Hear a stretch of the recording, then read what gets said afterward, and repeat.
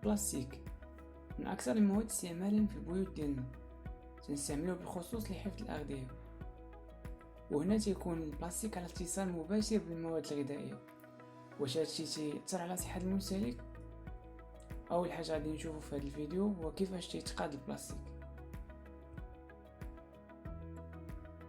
تنعرفو كاملين بأن المادة الأولية هي البترول، ولكن كيفاش؟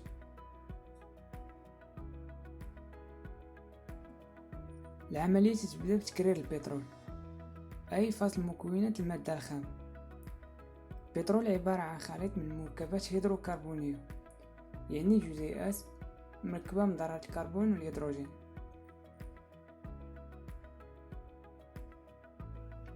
من بعد ما يتم إزالة الغاز اللي تيكون داير في البترول، تجي عملية التقطير.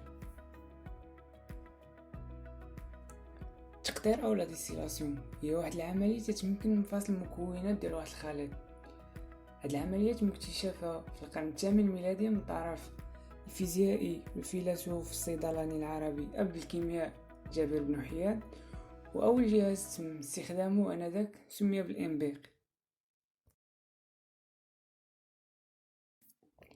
التقطير يعتمد أساسا على اختلاف درجة حرارة التبخر كل مكون من مكونات الخليط.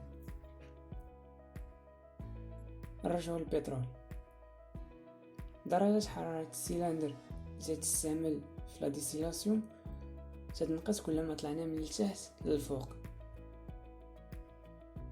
وهكذا من بعد ما تيتبخر كل مكون تيطلع على شكل بخار في السيلندر حتى تيوصل لواحد درجة الحرارة اللي تكون صغير من درجة الحرارة فاش يتبخر، وهكذا تيتكاتف أي تتحول من الحالة الغازية للحالة السائلة، وممكن نستخلصوه على شكل فراكسيون. هذه العملية تتسمى بلا ديستيلاسيون فراكسيوني.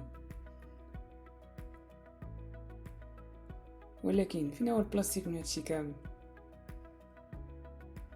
من هاد المكونات كاملة اللي استخلصنا تيهمنا النفطة. النفطة تتكون اساسا من دي هيدروكربور اللي العدد ديال الكربون ديالهم ما بين 5 حتى 7.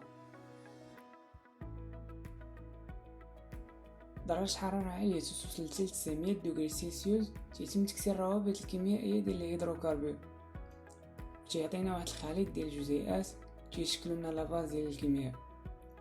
هاد الجزيئات هما اللي تستعملوا في صناعة البلاستيك وتستعملوا في صناعات أخرى. وبين الجزيئات اللي تستعمل في مجال البلاستيك تلقاو مثلا غاز البروبين، غاز الإيثين وجزيئات الستيرين.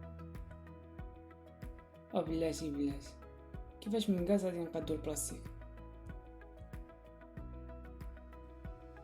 ونعتبرو كل زوج ميكي ماوس جزيئة عندها جوج ديال الروابط الكيميائية. الوسط تلقاو ذرات الكربون والأرجل عبارة عن ذرات الهيدروجين.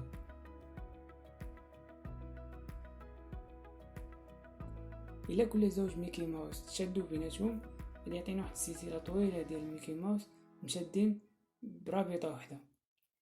هاد السلسلة تتسمى فلاشيمي بوليمير، والسمية ديال الماتيريال تتسمى بولي، وتنضيفو الجزيئة اللي تتعاود لنا في هاد السلسلة، مثلا بولي بروبين.